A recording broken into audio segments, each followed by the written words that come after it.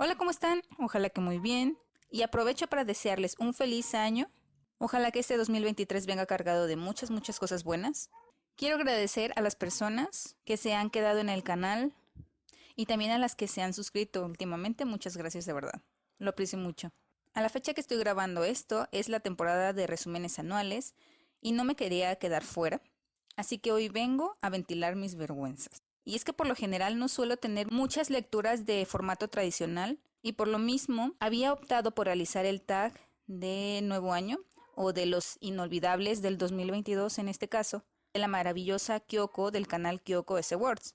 Pero como este año no llegué ni a la mitad de los libros puestos en el reto de Goodreads, pues he optado por hacer este Wrap Up anual, ya que durante el 2022 leí la apabullante cantidad de 10 libros y uno que dejé sin terminar cuando el número que había propuesto habían sido 22. Ahora, esto sin contar mis lecturas no tradicionales o en formato no tradicional, que no agregué porque no están en Goodreads algunas y la única que estuvo ni me la contó.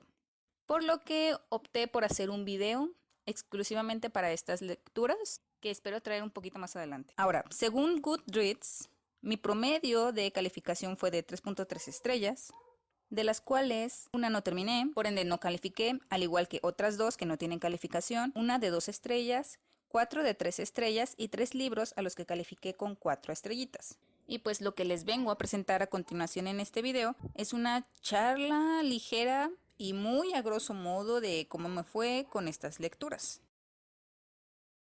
Comenzaré con la lectura que no terminé, y se trata del libro Si ella supiera, la primera entrega de la detective Kate Wise, escrito por Blake Pierce.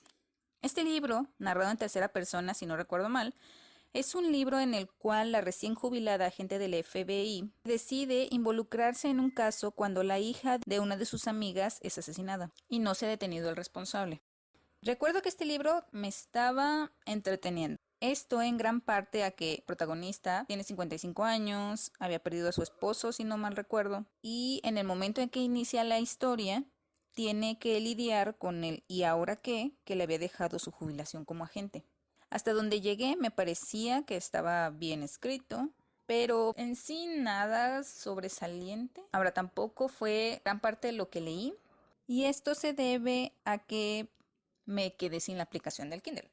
Yo había descargado la aplicación del Kindle en mi tablet. Por desgracia, de repente se me descompuso el aparato y con este se me fueron muchas aplicaciones, entre ellas el Discord, Telegram y por supuesto la del Kindle. Además de los archivos de mis historias y fanfiction.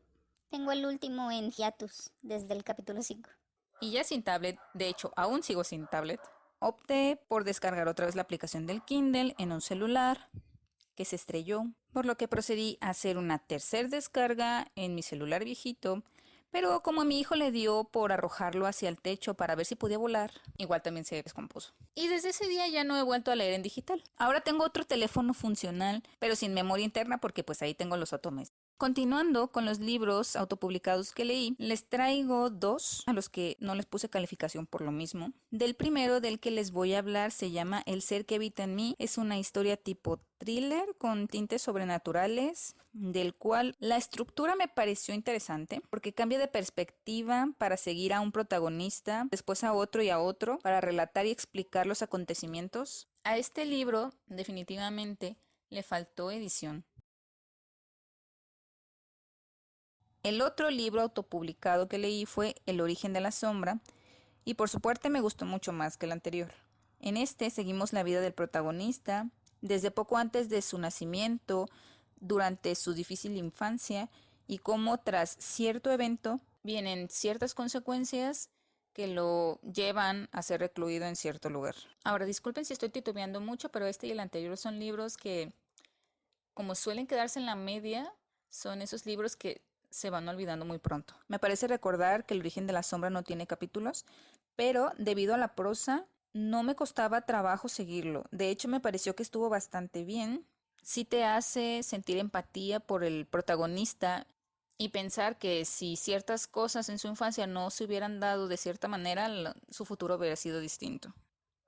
Ahora sí, entremos en el terreno de aquellos libros publicados por editoriales. Y la siguiente es una trilogía que me gustó mucho, de la cual ya tengo un video que dejo en la i arriba Y si me acuerdo, en la cajita de la descripción, el primero tiene un lugar especial en mi corazón. Y estoy hablando de La selección de Quieracas.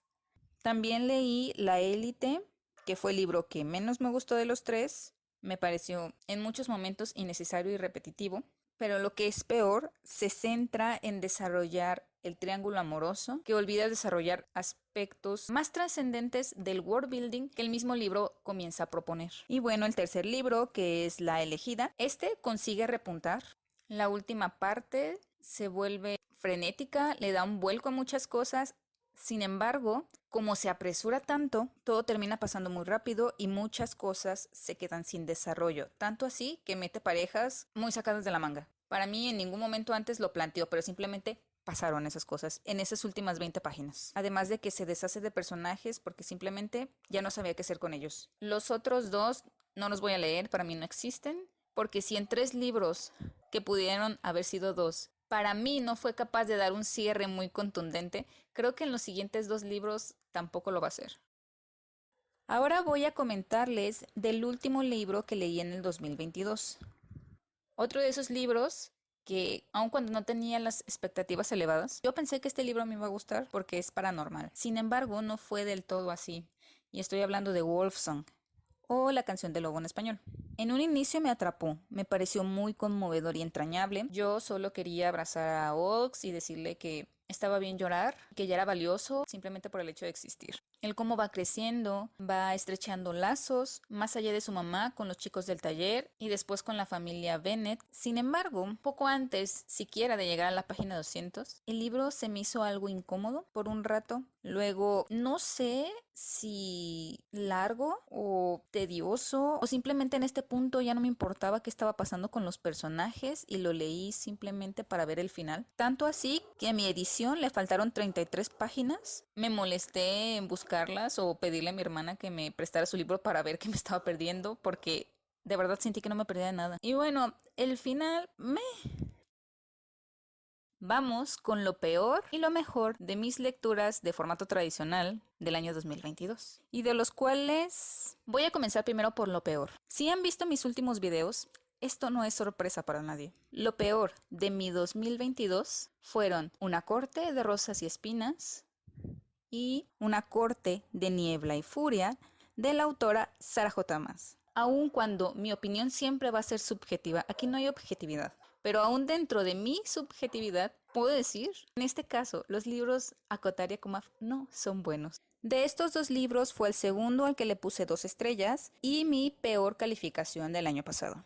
Curiosamente es el que muchas personas les gusta, pero a mí me gustó más el primero. En ese video explico a más detalle el porqué. El primero me estaba pareciendo malo, sí, pero a mí me entretuvo por momentos. Digo, es un retelling muy libre de La Bella y la Bestia, y para mí eso a cualquier historia le da puntos a favor. Acabé dándole muchísimas licencias para que el planteamiento, que no tiene ningún sentido, funcionara. No puedo hablar por los otros porque no he leído más de ella, pero en estos dos, Sarah J. Maas no escribe un mundo en el cual sus personajes puedan desenvolverse. Escribe protagonista y después un mundo que favorezca a esta protagonista, por muy tontas que sean sus decisiones. De verdad, aún sus errores están allí única y exclusivamente para favorecerla, desde el primer libro. O sea, si tuviera que poner un ejemplo burdo, sería algo así como de: persona X pone una olla con agua en la estufa a que hierva y le dice: Feire, porque ya saben que yo no le digo Feira, es Feira, pero yo no lo voy a decir así. Feire, no toques la olla, te puedes quemar. ¿Y Feire qué va a hacer? Entiendo, trataré de ser prudente. No, Feire te va a decir: A mí nadie me va a estar diciendo qué puedo o no puedo hacer. procede, toca la olla con agua hirviendo y en efecto se quema. Y en lugar de decir: tal vez debí de haber escuchado la advertencia, no, ella se va a voltear hacia ti o hacia la persona X y molesta, te va a reclamar porque no le detuviste la mano antes de que tocara la olla y se quemara. El primer libro gira en torno a eso. Personajes secundarios diciéndole: no hagas esto porque probablemente te vas a morir. Y ella, a fuerzas que lo hago. En efecto, casi se muere. Pero sabemos que no va a pasar porque pues es la protagonista. En ningún momento temes por su vida. Sabes que todo lo tiene seguro. Yo les recomiendo que si tienen la curiosidad de leer estos libros, no lean el primero. Véanse un resumen con spoilers para tener contexto y poder entrar al segundo de lleno.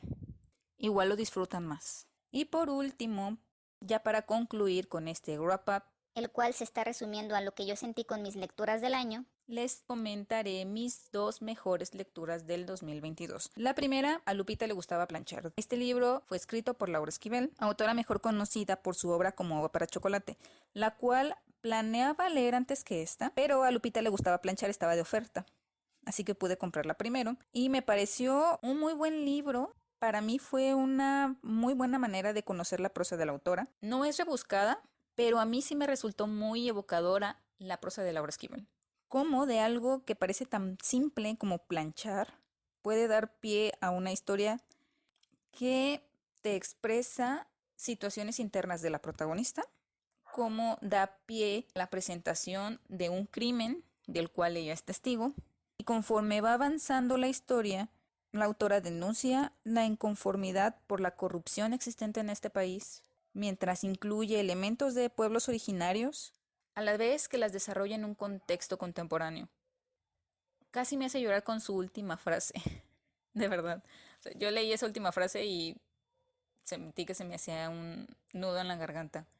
Y por fin, un libro popular y juvenil que sí me gustó, y me gustó muchísimo.